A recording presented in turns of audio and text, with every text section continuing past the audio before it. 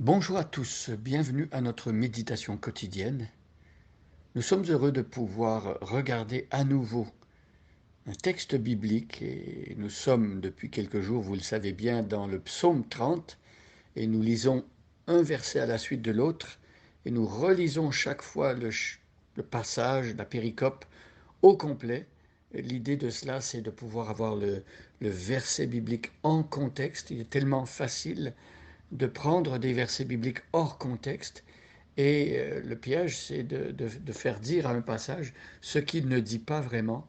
Nous voulons être très sérieux dans cette démarche de prendre un verset à la suite de l'autre et de voir ce que Dieu a à nous dire dans sa parole. La Bible nous a été donnée comme une parole de Dieu et c'est cette parole qui nous révèle qui est Dieu et surtout qui nous montre sa volonté et notamment sa volonté concernant le salut et Jésus-Christ que Dieu a envoyé pour opérer notre salut. Je lis donc le psaume 30, versets 1 à 12, et aujourd'hui nous allons nous arrêter plus particulièrement sur le verset 5. Alors je vous invite à prendre votre Bible avec vous, trouver le livre des psaumes qui se trouve à peu près au milieu des livres de la Bible, et prenez le psaume 30, et je vais lire maintenant les versets 1 à 12, et on regarde ensemble le verset 5. Psaume, cantique pour la dédicace de la maison de David. Je t'exalte, ô Éternel, car tu m'as relevé. Tu n'as pas voulu que mes ennemis se réjouissent à mon sujet. Éternel mon Dieu, j'ai crié à toi, et tu m'as guéri. Éternel, tu as fait remonter mon âme du séjour des morts, tu m'as fait revivre loin de ceux qui descendent dans la fosse. Chantez à l'Éternel, vous qui l'aimez, célébrez par vos louanges sa sainteté, car sa colère dure un instant, mais sa grâce toute la vie. Le soir arrivent les pleurs, et le matin, l'allégresse. Oh, je disais dans ma sécurité, je ne chancellerai jamais. Éternel, par ta grâce, tu avais affermi ma montagne, tu cachas ta face, et je fus troublé. Éternel, j'ai crié à toi, j'ai imploré l'Éternel. Que gagnes-tu à verser mon sang, à me faire descendre dans la fosse? La poussière a-t-elle pour toi des louanges? Raconte-t-elle ta fidélité? Écoute, Éternel, aie pitié de moi. Éternel, secours-moi. Et tu as changé mes lamentations en allégresse. Tu as délié mon sac et tu m'as ceint de joie, afin que mon cœur te chante et ne soit pas muet.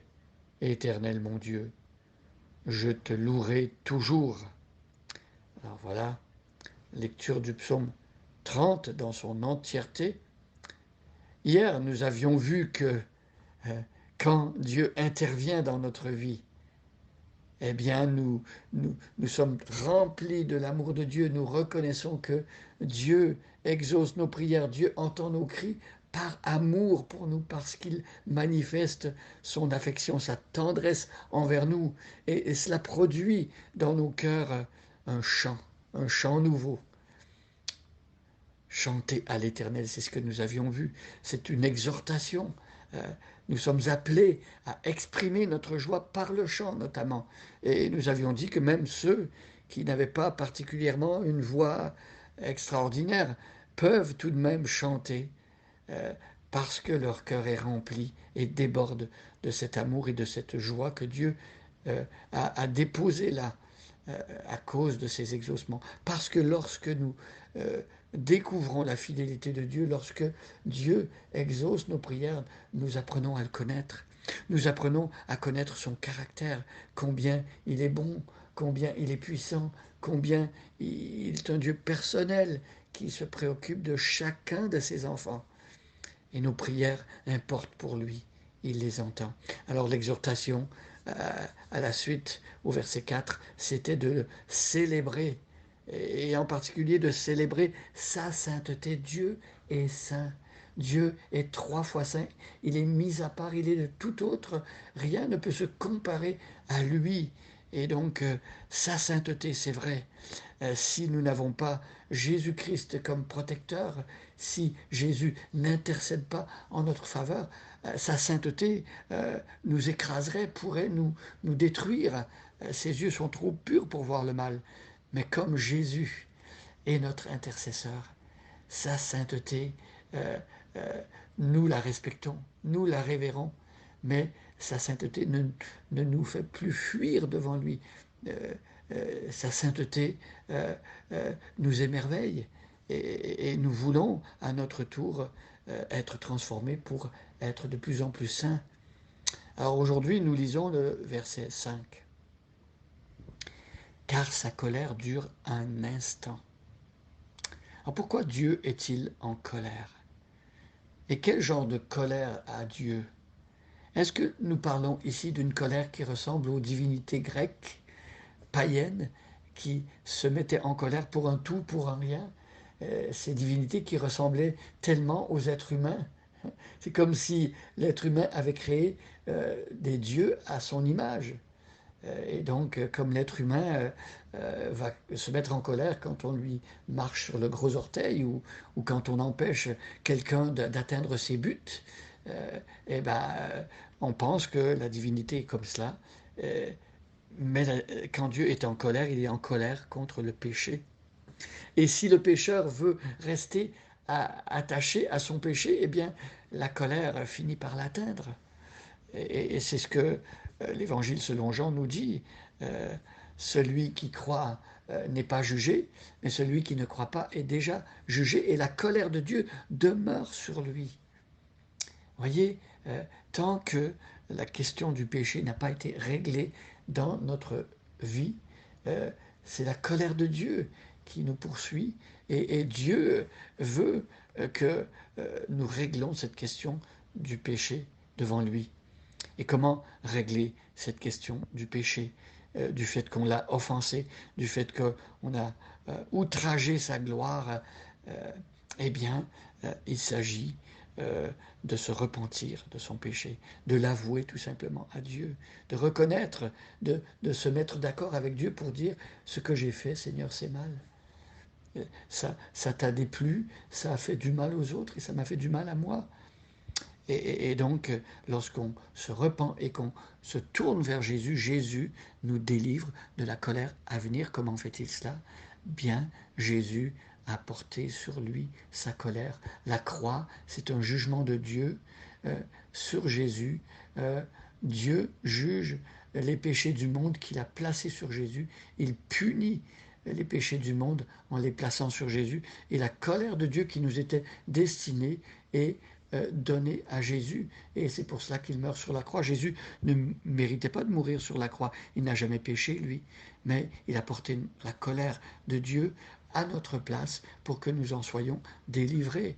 Voilà comment cette colère est apaisée lorsque l'on croit en Jésus. Sa colère dure un instant. Oui, Dieu peut être fâché contre son enfant qui lui déplaît, mais dès que l'enfant de Dieu se repent et revient à la croix et implore le pardon, la colère de Dieu disparaît, elle dure un instant, mais sa grâce toute la vie. Dieu traite avec nous en nous offrant sa grâce, qui est un cadeau gratuit, qui est une faveur imméritée. On ne mérite pas la grâce. Sa grâce dure toute la vie. Une fois qu'on a connu Jésus, nous sommes sous le régime de la grâce. Dieu va continuer de nous faire grâce toute notre vie. C'est ce que le psaume 23 nous dit. Oui, le bonheur et la grâce m'accompagneront tous les jours de ma vie et j'habiterai dans la maison de l'Éternel dès aujourd'hui et à jamais. La fin du psaume 23 nous dit cela. Sa grâce, toute la vie dure. Le soir arrivent les pleurs et le matin l'allégresse. Nous retrouvons cela dans les psaumes de David très souvent. Il commence ses psaumes avec des pleurs. Il répand son cœur devant Dieu et finalement le Seigneur transforme sa tristesse en joie.